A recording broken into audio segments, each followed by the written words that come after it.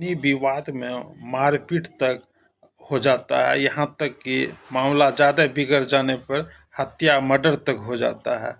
इस ज़मीनी विवाद में जो भी मर्डर हत्या तक होता है, इसमें बहुत बड़ा हाथ जो है भू माफिया लोगों का होता है। और यह भू माफिया भी कैसे काम करता है? यह भू माफिया भी सरकारी तंत्र के मदद से ही काम करता है और सरकारी तंत्र के द्वारा उनको सहयोग किया जाता है। तभी जाके यह भू माफिया के द्वारा भोले भाले लोगों का ज़मीन को जो है पर कब्जा किया जाता है, ज़मीन उनसे छीना जाता है।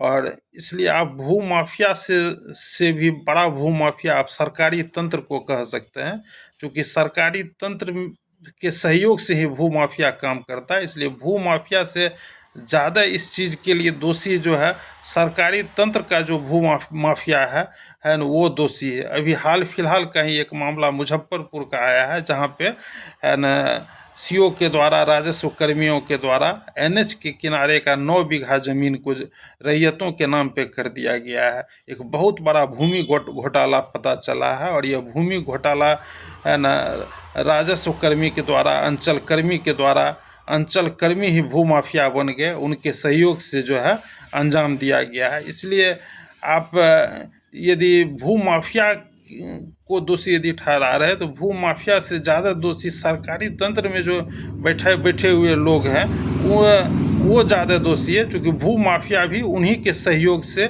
उन्हीं के आशीर्वाद से काम करते हैं। इसलिए भू माफिया पर लगाम लगाना है तो साथ ही साथ जो है सरकारी तंत्र में जो ऐसे भू माफिया लोग बैठे हुए हैं उन पे जो है लगाम लगाने का ज़रूरत है, ताकि लोगों के बीच में यदि ज़मीन को लेकर वाद विवाद होता है, लड़ाई झगड़ा होता है, बात आगे बढ़ जाती है, लोगों का जो मर्डर तक हो जा रहा है न, इस लोगों के बीच जो मर्डर की ग्राफ को कम करना है न, उसके परसेंटेज को काबू करना है, तो भू माफिया के साथ साथ सरकारी तंत्र में जो भू माफिया उस पर भी लगाम लगाने का ज़रूरत है।